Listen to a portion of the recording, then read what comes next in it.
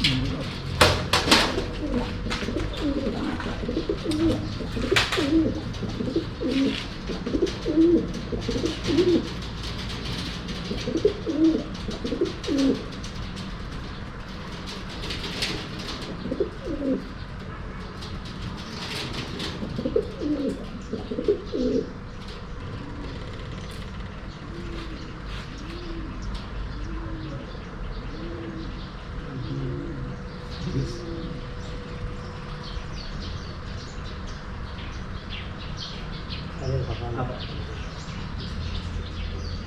200 po na.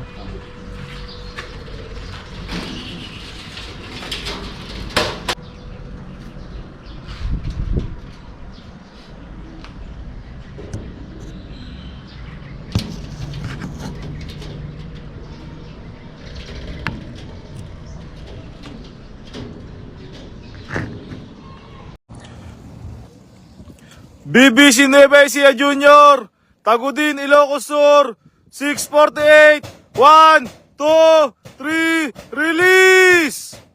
Release! Yan po yung mga ibon natin. Good luck po sa lahat ng nagkarga. Gayak-gayak nyo na po yung mga ibon natin na pang summer.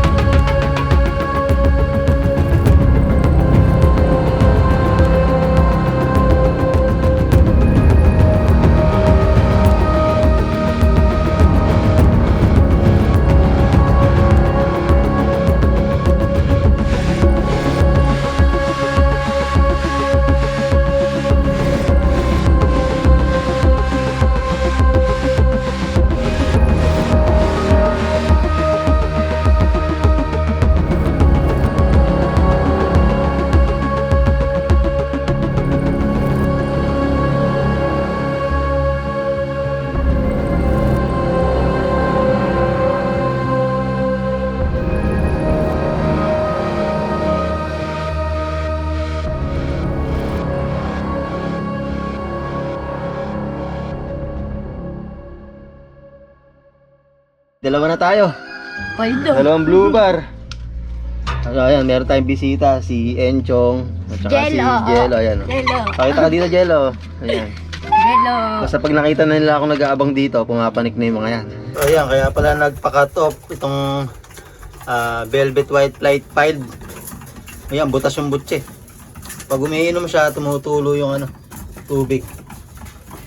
Ay mga kalapatids, paano ba diskarte nyo dito? Tinatahi o hinahayaan lang. Ayun, pag umiinom siya, ayan, tumutulo, tumatagas yung tubig na iniinom niya. Kaya pala siya, cut off.